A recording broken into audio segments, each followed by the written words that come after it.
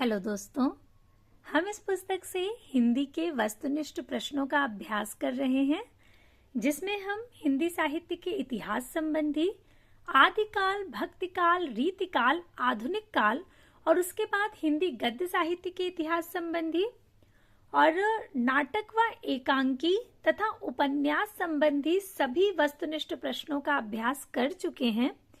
इस समय हम कहानी के वस्तुनिष्ठ प्रश्न देख रहे हैं।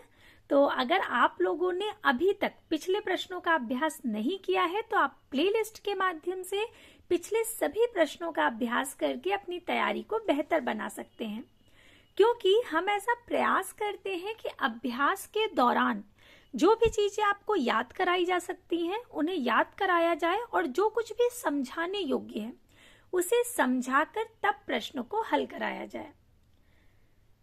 आप हिंदी विषय से जुड़े हुए किसी भी एग्जाम की तैयारी कर रहे हो, अर्थात कोई भी ऐसी परीक्षा जिसमें हिंदी विषय से जुड़े हुए प्रश्न आते हैं, तो ये सभी प्रश्न बहुत महत्वपूर्ण हैं आपके लिए।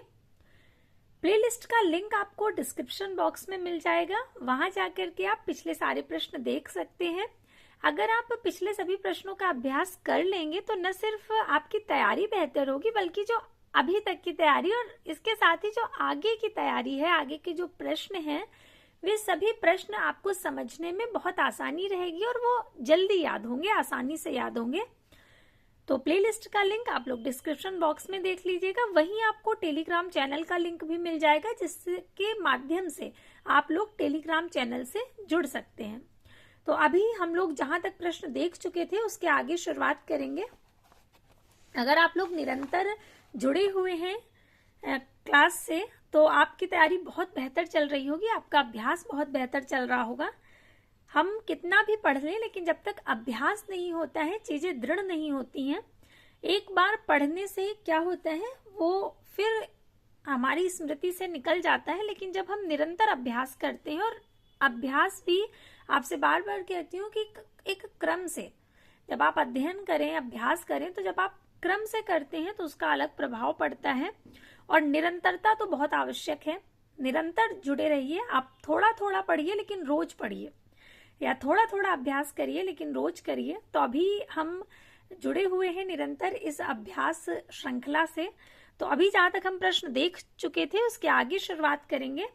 अगला प्रश्न है कि निम्नलिखित में से कौन सा कहानी संग्रह प्रेमचंद्र का नहीं है। ये जो हमारे प्रश्न चल रहे हैं ये कहानी के हैं, और कहानी के प्रश्नों की शुरुआत करने से पहले हमने इसके जो महत्वपूर्ण तथ्य थे उनको देखा था, उसके बाद शुरुआत करी थी और यहाँ तक हम देख चुके हैं। अब जो अगला प्रश्न है उसमें पूछा गया है कि इनमें से कौन सा कहानी संग्रह प्रेमचंद्र का नहीं है।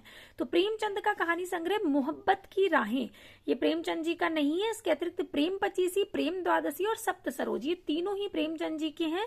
मोहब्बत की राहें ये भैरव प्रसाद गुप्त जी का कहानी संग्रह है। मोहब्बत की राहें, फरिश्ता, बिगड़े हुए दिमाग, इंसान, सितार के तार, बलिदान की कहानियां, मंजिल, महफिल, मंगली की टुकड़ी, आप क्या कर रहे हैं इत्यादि, ये भैरव प्रसाद गुप्त के कहानी संग्रह हैं। और प्रेमचंद के प्रमुख कहानी संग्रह हैं सप्त सरोज, नवनिधि, प्रेम पूर्णिमा, प्रेम पचीसी, प्रेम प्रसून, प्रेम द्वादशी, प्रेम प्रतिमा, प्रेम प्रतिज्ञा, प्रेम चतुर्थी, प्रेम कुंज और सप्त सुमन और कफन। कफन ये इनकी अंतिम कहानी मानी जाती है, जो कि 1936 ईस्वी में प्रकाशित हुई थी। कफन इनकी अंतिम कहानी है, जिसके प्रमुख पात्र कौन है, माधव, घीसू और बुधिया। फिर इनकी जो प्रमुख, ये इनके कहानी संग्रह थे और प्रमुख कहानियां हैं नमक का दरोगा, बूढ़ी काकी, सवा सेर गेहूं, शतरंज के खिलाड़ी, अलग्योझा, पूस की रात, सदगति, दो बैलों की कथा, ठाकुर का कुआं, ईदगाह और कफन। जैसा कि अभी आपको बताया, कफन कहानी 1936 ईस्वी में प्रकाशित हुई थी। इसके बाद अगला प्रश्न है कि निम्नलिखित में से कौन सा कहानी संग्रह फणीश्वर नाथ रेणु का नहीं है। तो फणीश्वर नाथ रेणु का कहानी संग्रह कौन सा नहीं है। आदिम रात्रि की महक इन्हीं का है, अग्निखोर भी इनका है, अच्छे आदमी भी फणीश्वर नाथ रेणु जी का ही कहानी संग्रह है। गरीबी हटाओ इनका नहीं है, गरीबी हटाओ है रविंद्र कालिया जी का। फणीश्वर नाथ रेणु का प्रमुख कहानी संग्रह इस प्रकार है उनके: ठुमरी, आदिम रात्रि की महक, अग्निखोर, एक श्रावणी दोपहर की धूप, अच्छे आदमी। प्रमुख कहानियां तीसरी कसम उर्फ मारे गए गुलफाम, ये इनकी बहुत प्रसिद्ध कहानी है तीसरी कसम।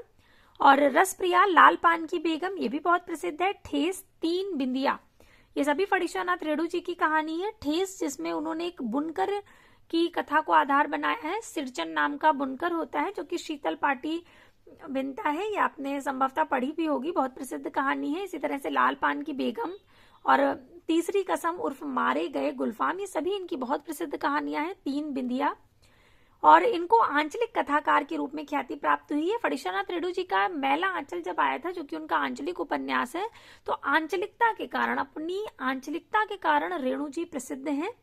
ये चीज ध्यान रखनी है। फणीश्वरनाथ रेणु जी किस चीज के लिए जाने जाते हैं, तो अपनी आंचलिकता के लिए। गरीबी हटाओ, 9 साल छोटी पत्नी, काला रजिस्टर, चकैया नीम, ये सभी रविंद्र कालिया के कहानी संग्रह हैं।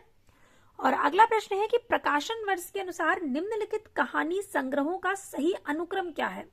क्या होगा? तो यहाँ पे कुछ कहानियां दी गई हैं और उनका जो प्रकाशन वर्ष है उनके अनुसार इनका क्रम लगाना है। तो इसमें सबसे पहले फांसी आएगी। फांसी जैनेन्द्र की कहानी है जो कि 1929 ईस्वी में प्रकाशित हुई। बिखरे मोती सुभद्रा कुमारी चौहान जी की है जो कि 1932 में प्रकाशित हुई। सतमी के बच्चे, ये राहुल सांकृत्यायन जी की है, 1935 ईस्वी में प्रकाशित हुई। और दो बांके भगवती चरण वर्मा जी की कहानी है जो कि 1936 में प्रकाशित हुई। तो क्रम ये होगा 1929, 1932, 1935 और 1936। तो विकल्प डी सही है।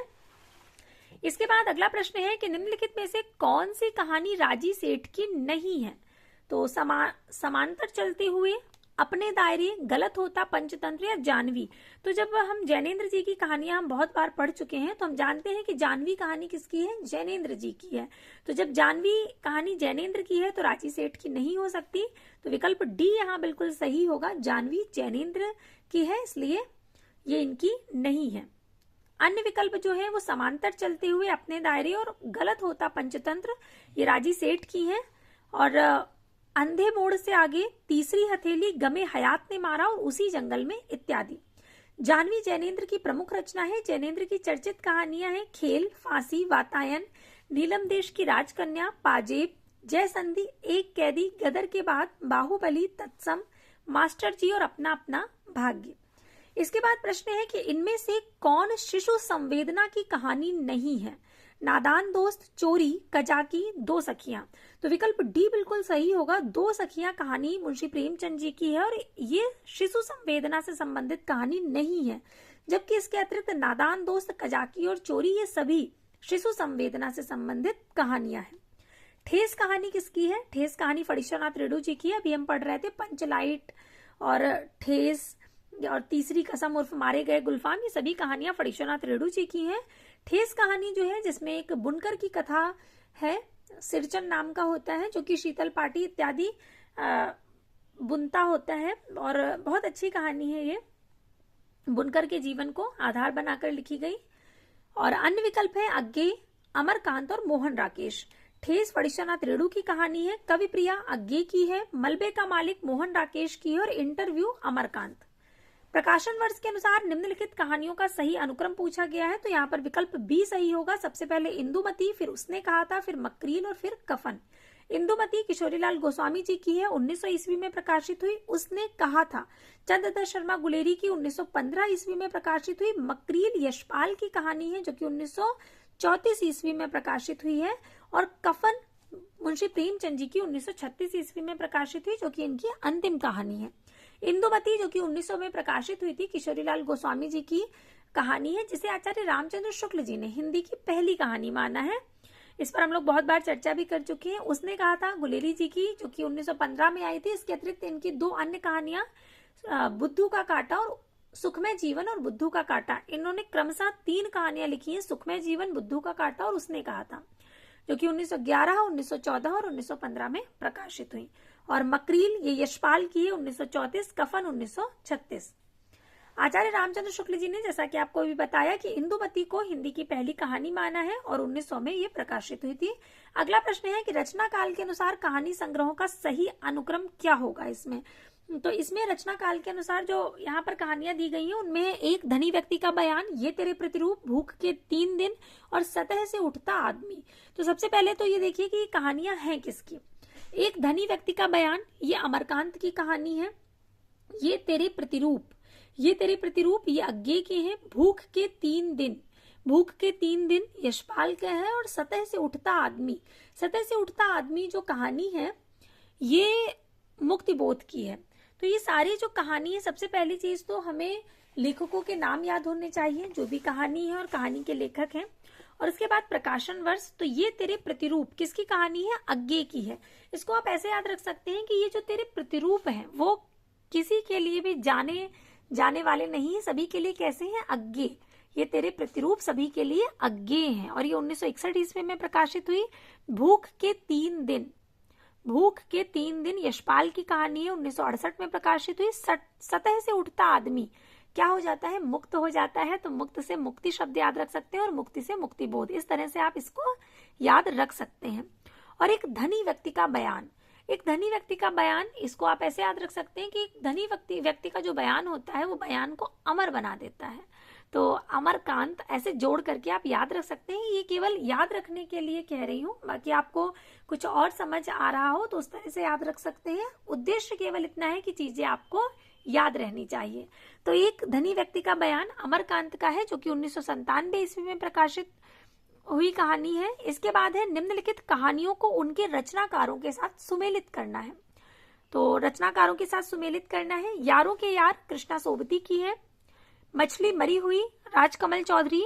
सपाट चेहरे वाला आदमी दूधनाथ सिंह। कोसी का घटवार शेखर जोशी। और पाली भीष्म साहनी की कहानी है। तो विकल्प ए इसमें बिल्कुल सही होगा। यारों के यार कृष्णा सोबती, ए का तीसरा, बी का 5वां, सी का पहला और डी का दूसरा। इसके बाद है गुंडा कहानी प्रसाद के किस कहानी संग्रह में संकलित है? गुंडा जयशंकर प्रसाद जी की बहुत प्रसिद्ध कहानी है और ये उनका जो संग्रह है इंद्रजाल, उसमें संकलित है। विकल्प ए सही होगा। अन्य विकल्प है आकाशदीप, प्रतिध्वनि और आंधी। गुंडा कहानी जयशंकर प्रसाद के इंद्रजाल कहानी संग्रह में संकलित है। प्रसाद के अन्य कहानी संग्रह छाया, प्रतिध्वनि, आकाशदीप, आंधी आदि हैं। सन 1911 ईस्वी में प्रसाद की पहली कहानी ग्राम शीर्षक से इंदु पत्रिका में प्रकाशित हुई। और सतह से उठता आदमी की विधा क्या है? तो सतह से उठता आदमी एक कहानी है। विकल्प बी सही होगा। अन्य विकल्प है काव्य नाटक और नाट्य काव्य। सतह से उठता आदमी गजानन माधव मुक्तिबोध द्वारा लिखा गया कहानी संग्रह है। मुक्तिबोध का एक अन्य कहानी संग्रह काट का सपना है। और मुक्तिबोध जी नई कविता के कवि हैं, जिन्होंने चांद का मुंह टेढ़ा, भूरी भूरी खाक धूल, ब्रह्म राक्षस, अंधेरे में आदि काव्य कृतियों की रचना की है। कवि मुक्तिबोध ने कामायनी एक पुनर्विचार, भारतीय इतिहास और संस्कृति, नई कविता का आत्मसंघर्ष आदि निबंध और आलोचनात्मक कृतियां लिखी हैं। इसके बाद है समांतर कहानी के पुरस्कर्ता कमलेश्वर का मूल नाम क्या है? हम ये निरंतर पढ़ते चले आ रहे हैं कि जो समांतर कहानी आंदोलन है उसके पुरस्कर्ता कमलेश्वर हैं। और कमलेश्वर का मूल नाम क्या है? तो उनका मूल नाम है कैलाश सक्सेना। विकल्प बी सही होगा। अन्य है नीरज सक्सेना, गोपाल दास सक्सेना और प्रभाकर सक्सेना। समांतर कहानी के पुरस्कर्ता कमलेश्वर का मूल नाम कैलाश सक्सेना था। इनका समांतर कहानी आंदोलन अकहानी आंदोलन की प्रतिक्रिया स्वरूप हुआ था। अकहानी आंदोलन गंगा प्रसाद विमल ने प्रारंभ किया था और समांतर से तात्पर्य कहानी को आम आदमी के जीवन की परिस्थितियों और समस्याओं के समानांतर प्रतिष्ठित करने के प्रयास से है।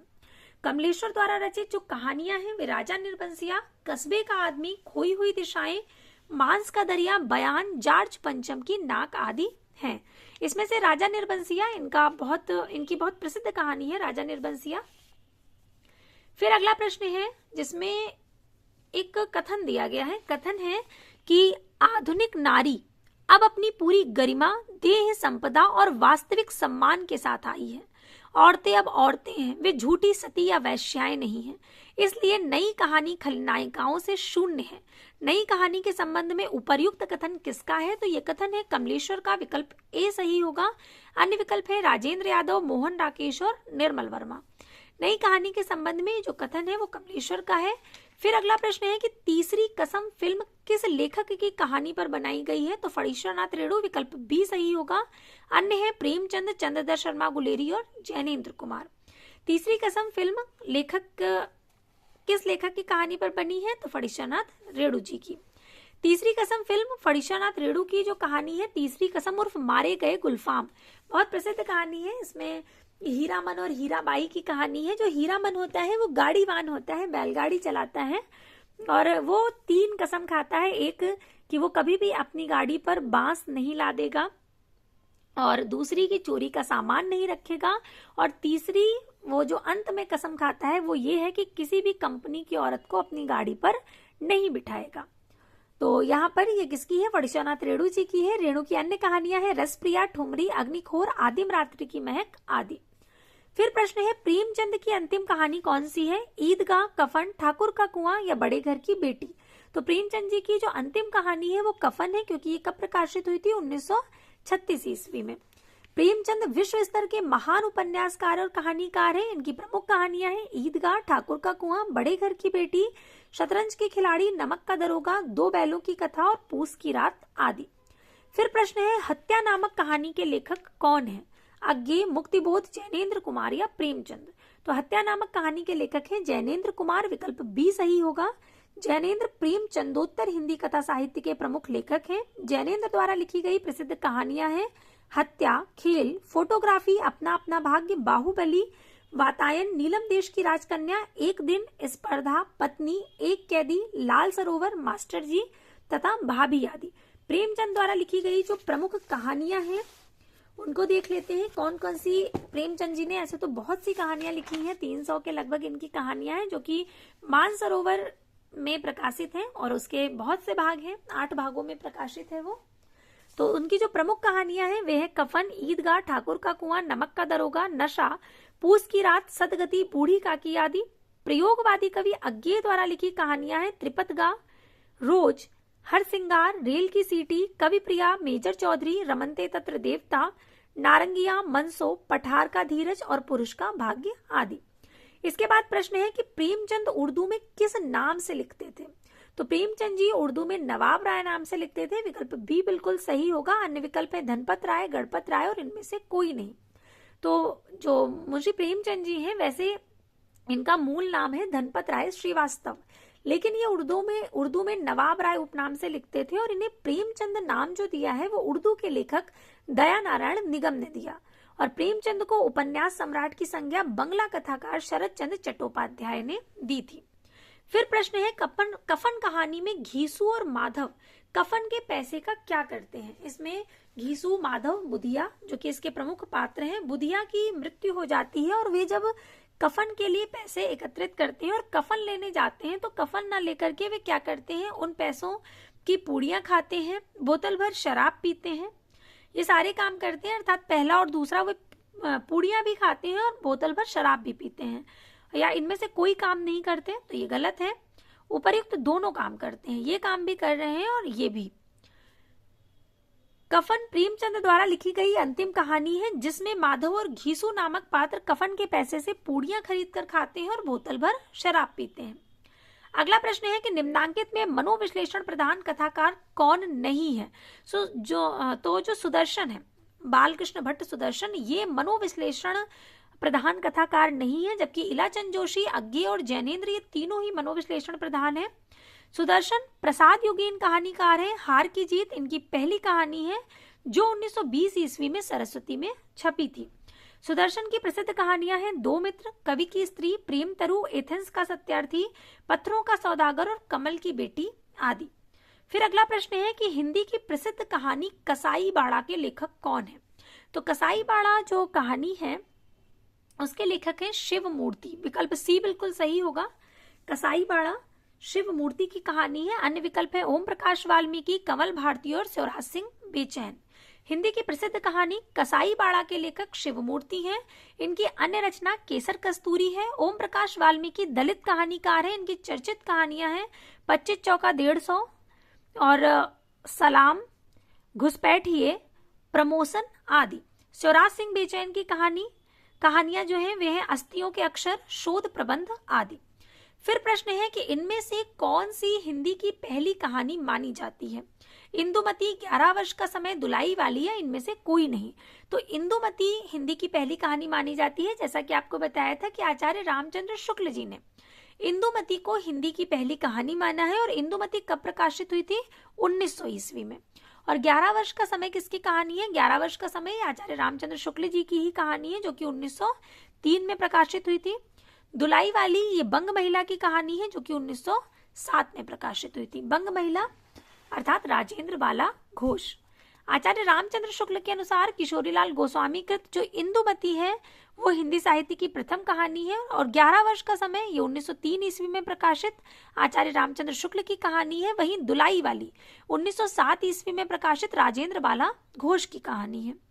इंदुमती को मौलिक कहानी न मानकर शेक्सपियर के नाटक टेम्पेस्ट का छायानुवाद माना जाता है। ऐसा माना जाता है कि जो इंदुमती कहानी है वो मौलिक नहीं है, बल्कि शेक्सपियर का जो नाटक है टेम्पेस्ट उसका ये छायानुवाद है।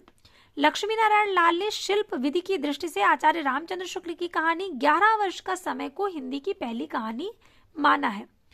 शुक्ल जी इंदुमती को हिंदी की पहली कहानी मानते हैं, और लक्ष्मी नारायण लाल शिल्प की दृष्टि से शुक्ल जी की कहानी 11 वर्ष का समय को हिंदी की पहली कहानी मानते हैं, जो कि 1903 ईस्वी में प्रकाशित हुई थी।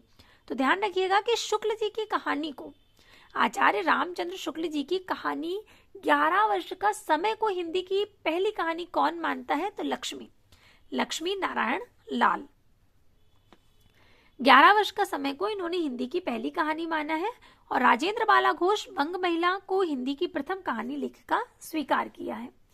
फिर प्रश्न है कि बंग महिला का असली नाम क्या था? तो बंग महिला का असली नाम है राजेंद्र बाला घोष, विकल्प बी सही होगा। अन्य है मामुनी, विद्यापति और रामेश्वरी देवी। बंग महिला का असली नाम राजेंद्र बाला घोष है, हम लोग बहुत बार देख चुके हैं, और ये मिर्जापुर निवासी बाबू पूर्णचंद की धर्मपत्नी थी। राजेंद्र बाला घोष बंग महिला को हिंदी की प्रथम कहानी लेखिका स्वीकार किया गया। ये हिंदी की प्रथम कहानी लेखिका है, बहुत बड़ी उपलब्धि है अपने आप में। और इनके द्वारा रचित जो कहानियां हैं वे हैं चंद्रदेव से मेरी बातें, कुंभ में छोटी बहू, दुलाई वाली और दालिया। फिर प्रश्न है कि इंदुमती किसकी छाया मानी जाती है? ओथेलो की, मैकबेथ की, टेम्पेस्ट की या मर्चेंट ऑफ वेनिस की? तो विकल्प सी बिल्कुल सही होगा, टेम्पेस्ट की। जैसा अभी हमने पढ़ा कि शेक्सपियर का नाटक है टेम्पेस्ट, जिसका छायानुवाद मानी जाती है इंदुमती। फिर प्रश्न है कि इनमें प्रवासी कहानीकार कौन है? 4 नाम दिए गए हैं, इनमें से प्रवासी कहानीकार पूछा गया है, तो तेजेंद्र शर्मा बिल्कुल सही होगा। अन्य विकल्प है विभूति नारायण राय, ममता कालिया और रविंद्र कालिया। तेजेंद्र शर्मा जो है वे प्रवासी कहानीकार हैं। तेजेंद्र शर्मा ब्रिटेन में बसे भारतीय मूल के हिंदी कवि, लेखक, नाटककार, कहानीकार हैं। कहाँ के हैं ये?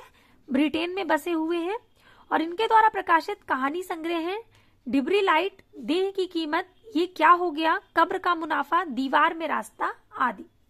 फिर प्रश्न है कि आधुनिक खोजों के अनुसार पहली मौलिक कहानी कौन सी है? वैसे जैसा कि आपको बताया कि शुक्ल जी जो है वो इंदुमती को पहली कहानी मानते हैं। ये बहुत महत्वपूर्ण तथ्य हैं, सभी ध्यान रखने हैं कि इंदुमती को पहली कहानी कौन मानते हैं? इंदुमती जो कि 1900 में प्रकाशित हुई थी, इसे आचार्य रामचंद्र शुक्ल जी, इंदुमती को आचार्य रामचंद्र शुक्ल जी हिंदी की पहली कहानी मानते हैं। और शुक्ल जी की ही कहानी है 11 वर्ष का समय। शुक्ल जी की ही कहानी है 11 वर्ष का समय, जो कि कब प्रकाशित हुई? 1903 ईस्वी में।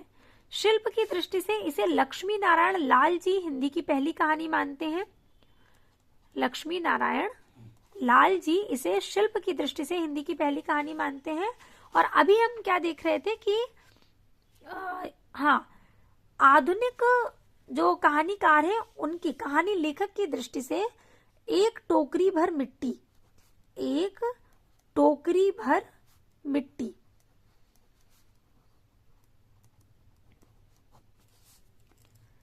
ये माधवराव सप्रे जी की है,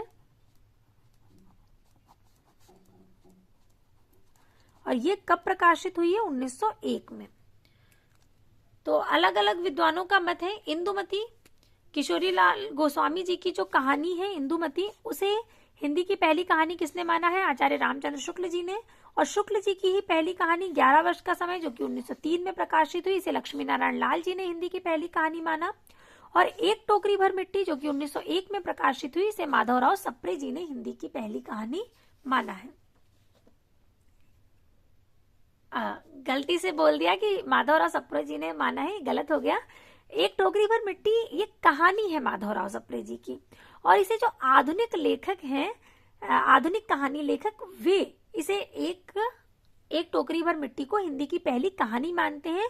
एक टोकरी भर मिट्टी के लेखक है माधवराव सप्रे जी, और 11 वर्ष का समय जो है ये इसके लेखक है आचार्य रामचंद्र शुक्ल, और इसे लक्ष्मी नारायण लाल जी ने हिंदी की पहली कहानी माना है।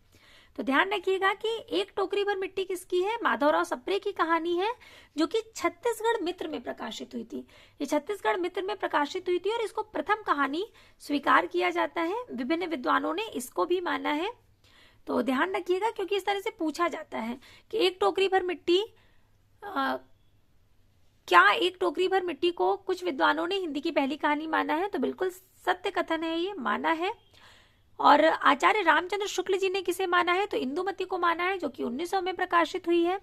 लक्ष्मी नारायण लाल जी ने किसे हिंदी की पहली कहानी माना है? तो आचार्य रामचंद्र शुक्ल जी की कहानी 11 वर्ष का समय को। इसके बाद अगला प्रश्न है कि कहानीकार के रूप में विख्यात पुरातत्ववेत्ता कौन है?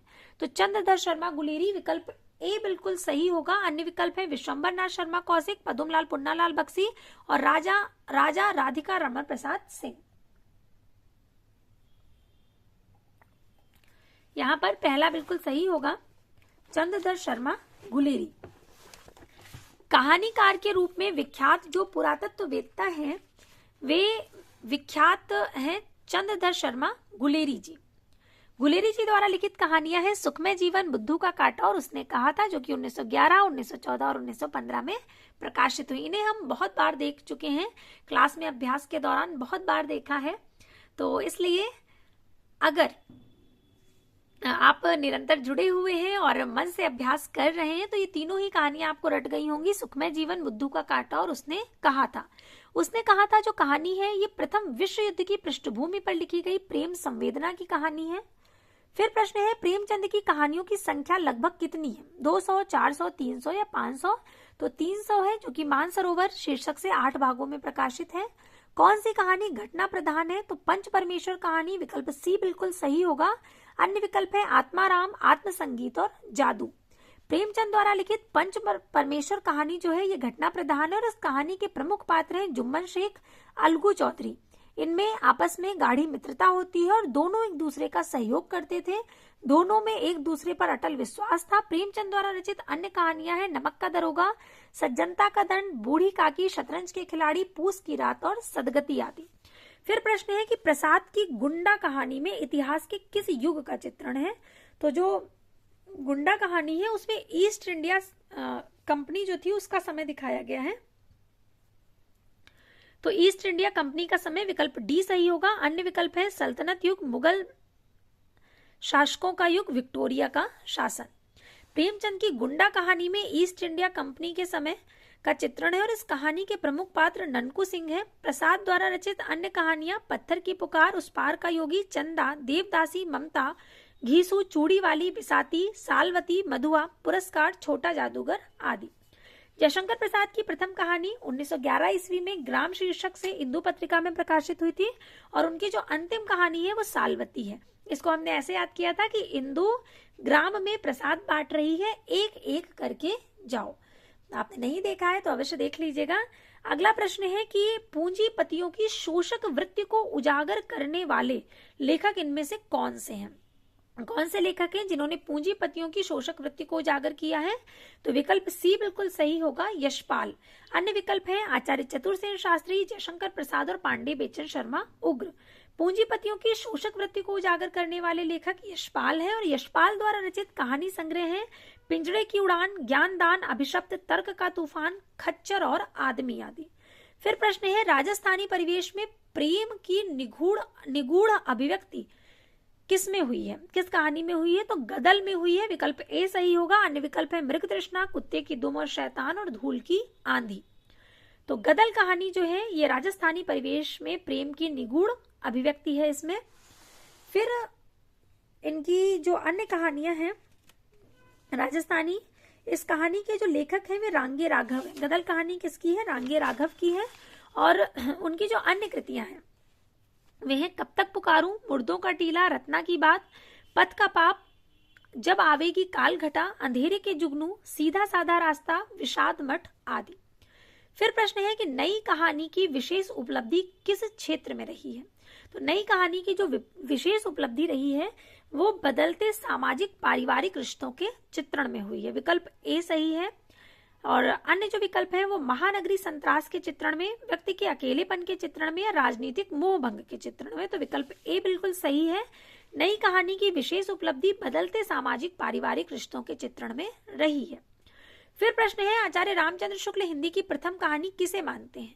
11 वर्ष का समय, दुलाई वाली, इंदुमती या गुलबहार। तो अभी हम लोग बहुत बार देख चुके हैं कि शुक्ल जी ने किसे हिंदी की प्रथम कहानी माना है, इंदुमती को। और इंदुमती कब प्रकाशित हुई थी, तो 1900 ईस्वी में। आचार्य रामचंद्र शुक्ल ने हिंदी की प्रथम कहानी सन 1900 में प्रकाशित किशोरीलाल गोस्वामी द्वारा इंदुमती को माना है, जबकि बच्चन सिंह ने किशोरीलाल गोस्वामी जी की जो अन्य कहानी है प्रणयनी परिणय, जो कि 1887 ईस्वी में प्रकाशित हुई थी, उसे हिंदी की पहली कहानी माना है। तथा देवी प्रसाद वर्मा ने सन 1901 ईस्वी में माधवराव सप्रे द्वारा रचित एक टोकरी भर मिट्टी को और हिंदी की प्रथम कहानी माना है। जैसा कि आपको बताया कि अलग अलग विद्वान अलग अलग कहानी को मानते हैं। शुक्ल जी ने इंदुमती को माना, बच्चन सिंह ने प्रणयनी परिणय को माना, देवी प्रसाद वर्मा ने एक टोकरी भर मिट्टी को माना। इनमें से शिव मूर्ति की कहानी कौन सी नहीं है। भरतनाट्यम, कसाई पाड़ा, तिरिया चरित्र या अकर्मक क्रिया।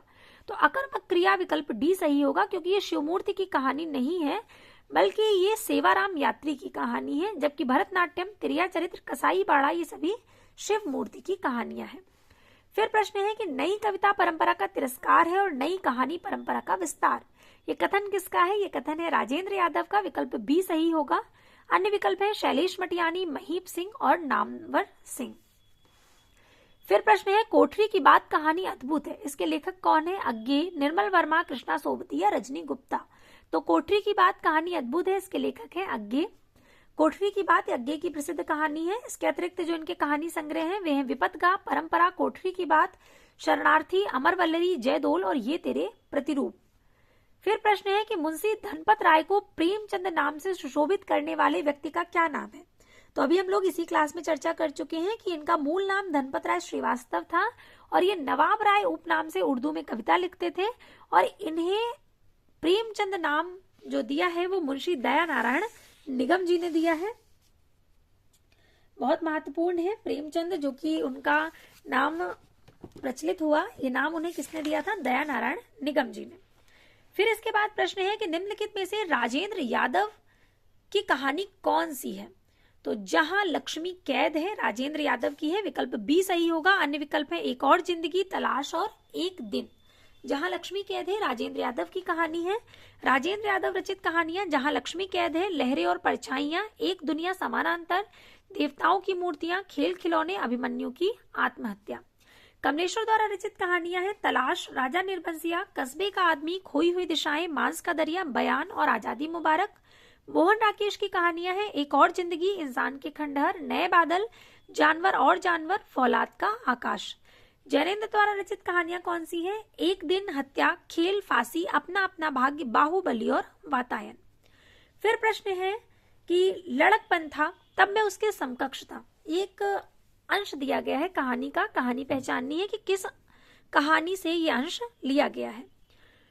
लड़कपन था तब मैं उसके समकक्ष था, हम में कोई भेद न था, यह पद पाकर मैं अब केवल उसकी दया के योग्य हूँ। वह मुझे अपना जोड़ नहीं समझता, वह बड़ा हो गया है, मैं छोटा हो गया हूँ। या निम्नलिखित में से किस कहानी का अंश है। तो ये गुल्ली डंडा, विकल्प डी सही होगा। अन्य विकल्प है ईदगाह, शतरंज के खिलाड़ी और अलगोजा।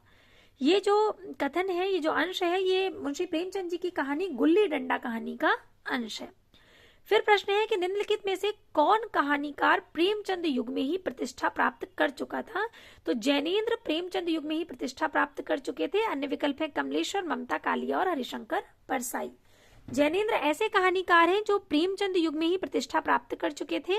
जैनेन्द्र के कहानियों के माध्यम से पहली बार हिंदी साहित्य में व्यक्ति को महत्व मिला। जैनेन्द्र द्वारा रचित जो कहानी संग्रह हैं वे है फांसी, वातायन, दो चिड़िया, एक रात, नीलम देश की राजकन्या और ध्रुव यात्रा, पाजेब, जय संधि आदि। फिर अगला प्रश्न है कि प्रेमचंद जी की किस कहानी में बाल चरित्र का अनोखा वर्णन है। तो ईदगाह कहानी हम सभी ने पढ़ी है। हामिद और उसकी दादी अमीना की कहानी है। ईदगाह में बाल चरित्र का अनोखा वर्णन हुआ है। अन्य विकल्प है शतरंज के खिलाड़ी, सभ्यता का रहस्य और कफन। प्रेमचंद की कहानी ईदगाह में बाल चरित्र का अनोखा वर्णन है। बाल मनोविज्ञान पर आधारित ईदगाह कहानी प्रेमचंद की उत्कृष्ट रचना है। इसमें मानवीय संवेदना और जीवन मूल्यों के तथ्यों को जोड़ा गया है। फिर अगला प्रश्न है सुमेलित करना है। कहानी आंदोलन के नाम दिए गए हैं और एक तरफ जो उसके प्रवर्तक रहे हैं उनके नाम है। तो आ कहानी आंदोलन गंगा प्रसाद विमल जी का है। सक्रिय कहानी राकेश वत्स का है। समांतर कहानी कमलेश्वर का है और सचेतन कहानी डॉक्टर महीप सिंह का। महीप सिंह इसके प्रवर्तक है। आ कहानी आंदोलन के प्रवर्तक कौन है? गंगा प्रसाद विमल। सक्रिय कहानी के प्रवर्तक राकेश वत्स। समांतर कहानी आंदोलन के प्रवर्तक कमलेश्वर और सचेतन कहानी के डॉक्टर महीप सिंह। अगला प्रश्न है कि निम्नलिखित में से किस कहानी के लेखक प्रेमचंद नहीं है? होली का उपहार, बड़े घर की बेटी, मुक्ति मार्ग या देवदासी। तो अभी हम लोग बहुत बार पढ़ चुके हैं कि देवदासी कहानी किसकी है? जयशंकर प्रसाद जी की है, इसलिए विकल्प डी बिल्कुल सही होगा। देवदासी कहानी के लेखक प्रेमचंद नहीं है, बल्कि देवदासी जयशंकर प्रसाद द्वारा रचित कहानी है, जबकि होली का उपहार, मुक्ति मार्ग, बड़े घर की बेटी, ईदगाह, ठाकुर का कुआं, कफन आदि कहानी के लेखक प्रेमचंद है। अगला प्रश्न है नीलम देश की राजकन्या किस विधा की रचना है? उपन्यास, एकांकी, कहानी या आत्मकथा। तो विकल्प बी बिल्कुल सही होगा। नीलम देश की राजकन्या जो है ये कहानी है। नीलम देश की राजकन्या कहानी विधा की रचना है। इस कहानी संग्रह के रचनाकार जैनेन्द्र हैं। जैनेन्द्र द्वारा रचित जो अन्य कहानी संग्रह हैं वे हैं फांसी, वातायन, दो चिड़िया, एक रात, ध्रुव यात्रा, पाजेब और जय संधि आदि।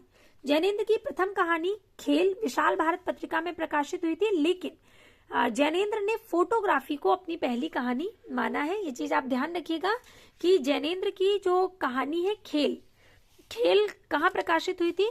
ये जैनेन्द्र की कहानी है।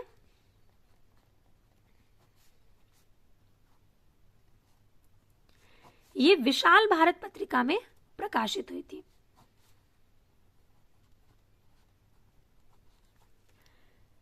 इसे जैनेन्द्र की पहली कहानी माना जाता है। जैनेन्द्र की कहानी है खेल कहानी किसकी है? जैनेन्द्र की है। और खेल कहाँ प्रकाशित हुई थी? विशाल भारत में। तो खेल पूरे विशाल भारत में चल रहा है, इस तरह से याद रख सकते हैं। खेल कहानी विशाल भारत पत्रिका में प्रकाशित हुई थी। जैनेन्द्र की कहानी है जिसे इनकी पहली कहानी माना जाता है, लेकिन जो जैनेन्द्र है वो फोटोग्राफी को अपनी पहली कहानी मानते हैं। जैनेन्द्र ने किस कहानी को अपनी पहली कहानी माना है? तो फोटोग्राफी को। फोटोग्राफी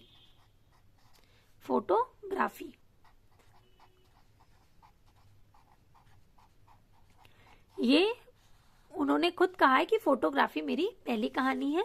अगला प्रश्न है कि निम्नलिखित कहानियों में से कौन सी कहानी जैनेन्द्र कुमार कृत है? इन चार में से कौन सी कहानी जैनेन्द्र जी की है? तो पाजेब जैनेन्द्र की कहानी है। अन्य विकल्प है नमक का दरोगा, मलबे का मालिक और हार की जीत, जिनमें से मलबे का मालिक मोहन राकेश का है, नमक का दरोगा और हार की जीत किसकी है? सुदर्शन की है। और नमक का दरोगा प्रेमचंद जी की कहानी है। फिर अगला प्रश्न है निम्नलिखित में से कौन सी कहानी शैलेश मटियानी की है? तो अर्धांगिनी कहानी शैलेश मटियानी की है। माता का हृदय, बेटों वाली विधवा और होली का उपहार ये शैलेश मटियानी जी के नहीं है। अर्धांगिनी शैलेश मटियानी द्वारा लिखित एक प्रेम कहानी है। शेष माता का हृदय, बेटों वाली विधवा तथा होली का उपहार प्रेमचंद द्वारा लिखित कहानियां हैं। शैलेश मटियानी द्वारा लिखित कुछ कहानी संग्रह हैं। दो दुखों का एक सुख और नाच जमूरे नाच, हारा हुआ, जंगल में मंगल, महाभोज, चील, प्यास और पत्थर, बर्फ की चट्टानें आदि। अगला प्रश्न है कि झबरा कुत्ता प्रेमचंद की किस कहानी का पात्र है? तो झबरा कुत्ता जो है ये पूस की रात कहानी का पात्र है। विकल्प बी सही होगा। अन्य विकल्प है बड़े भाई साहब, कफन और ज्योति। झबरा कुत्ता प्रेमचंद की कहानी पूस की रात का पात्र है और इस कहानी के जो अन्य पात्र हैं वे हल्कू और मुन्नी हैं। कफन कहानी में घीसू माधव और बुधिया उसके प्रमुख पात्र हैं। कफन कहानी कब प्रकाशित हुई थी? 1936 ईस्वी में और ये मुंशी प्रेमचंद जी की अंतिम कहानी है।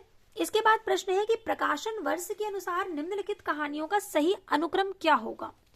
तो विकल्प सी सही होगा। सबसे पहले दो बैलों की कथा, बड़े भाई साहब, कफन और फिर क्रिकेट मैच। दो बैलों की कथा 1931 ईस्वी में प्रकाशित हुई, मुंशी प्रेमचंद जी की कहानी है। बड़े भाई साहब 1934 ईस्वी में प्रकाशित हुई, कफन 1936 में और क्रिकेट मैच भी 1936 ईस्वी में प्रकाशित हुई थी। ये सभी कहानियां मुंशी प्रेमचंद जी की हैं। इसके बाद है प्रकाशन वर्ष के अनुसार निम्नलिखित कहानी संग्रहों का सही अनुक्रम क्या होगा। शरणार्थी कहानी किसकी है, अज्ञे की है। सबसे पहले तो हमें यह देखना चाहिए कि कौन सी कहानी के लेखक कौन है। शरणार्थी अज्ञे की है, परिंदे निर्मल वर्मा, कामरेड का कोट संजय की है, डायन भीष्म साहनी की कहानी है। शरणार्थी 1948 में प्रकाशित हुई, परिंदे 1960 में, कामरेड का कोड 1993 और डायन 1998। तो इसके अनुसार विकल्प ए सही होगा, शरणार्थी, परिंदे, कामरेड का कोड और फिर डायन। ये परिंदे कहानी 1960 ईस्वी हम लोग इतनी बार देख चुके हैं, निरंतर जब हम कहानी के प्रश्नों का अभ्यास कर रहे हैं तो ये बहुत बार पूछा गया और बहुत बार व्याख्या भाग में आया है कि परिंदे निर्मल वर्मा की 1960 में प्रकाशित हुई।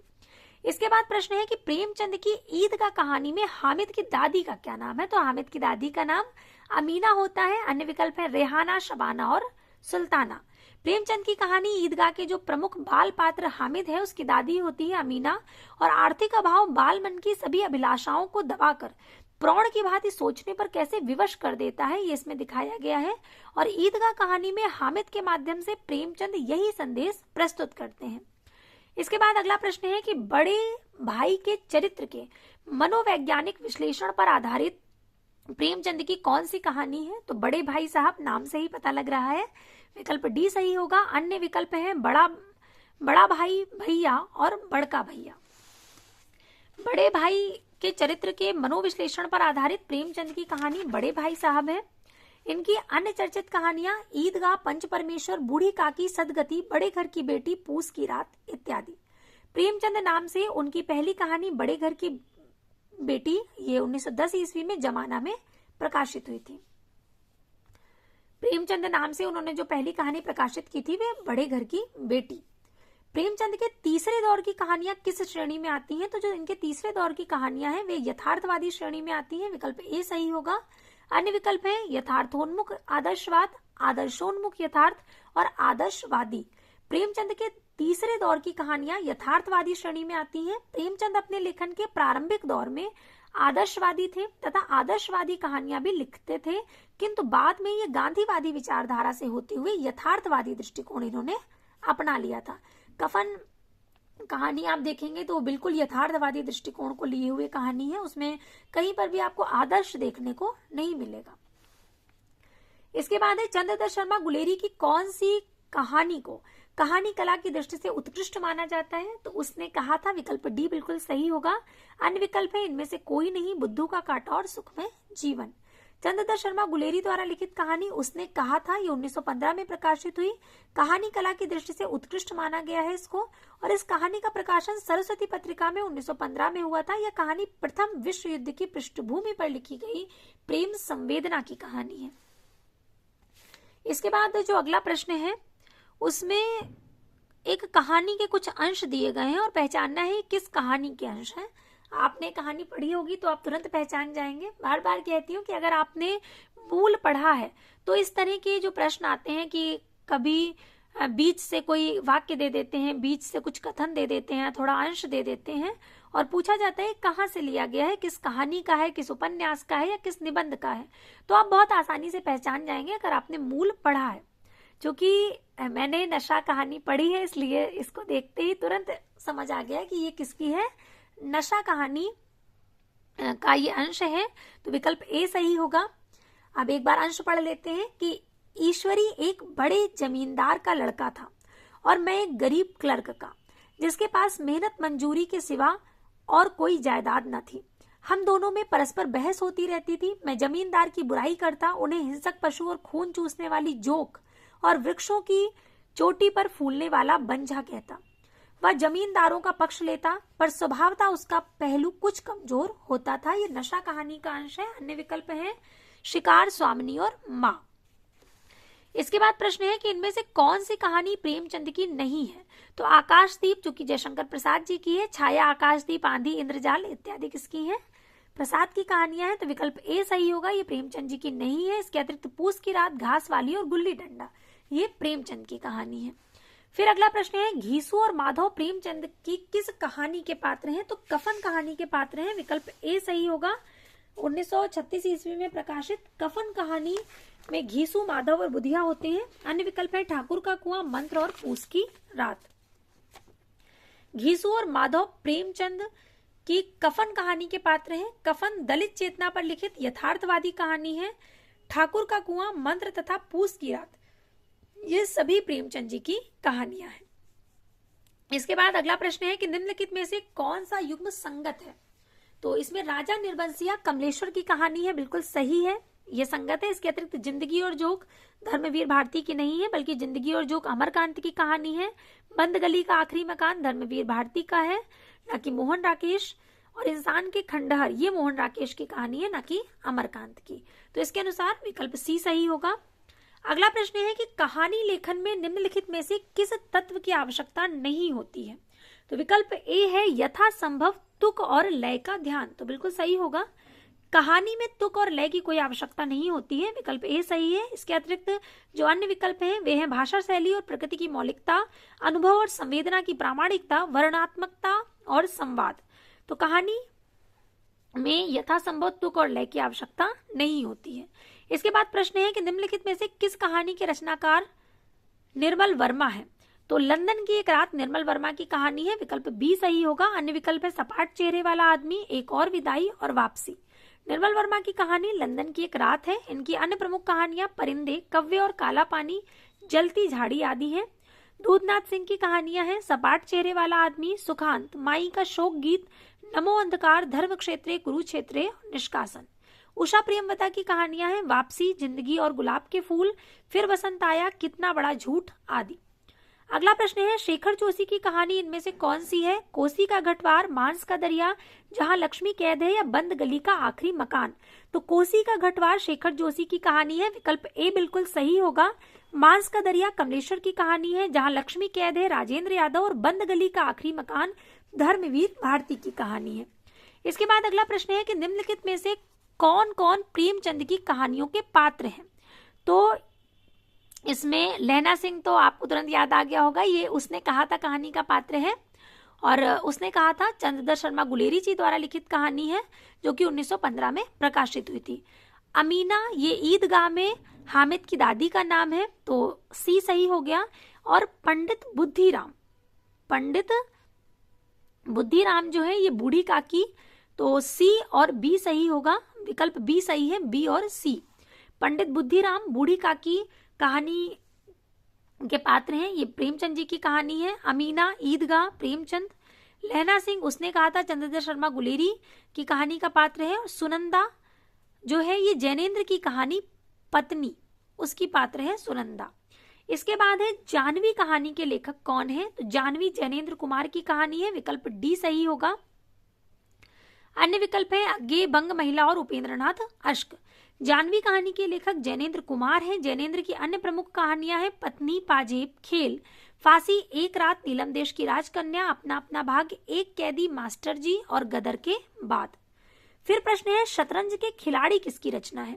शतरंज के खिलाड़ी रचना है मुंशी प्रेमचंद जी की, विकल्प डी सही होगा। अन्य विकल्प है हरिशंकर परसाई, शरद जोशी और श्रीलाल शुक्ल।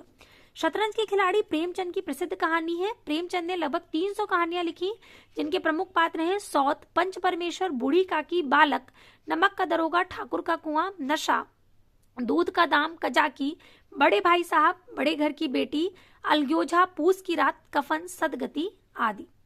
फिर प्रश्न है कि उषा प्रियमवदा की वापसी किस विधा की रचना है? तो वापसी कहानी उषा प्रियमवदा जी की है, विकल्प सी सही होगा। ये कहानी है, कहानी इसमें गजाधर बाबू जी की है, जो कि ये सोचते रहते हैं कि जब वे रिटायर हो जाएंगे तो परिवार में अपने परिवार के साथ सुख से रहेंगे, लेकिन जब क्योंकि वो निरंतर अपने घर से दूर रहते हैं, परिवार वालों से दूर रहते हैं, तो जब वे रिटायरमेंट के बाद वापस आते हैं तो वे पाते हैं कि वे परिवार के ढांचे से बाहर हो चुके हैं।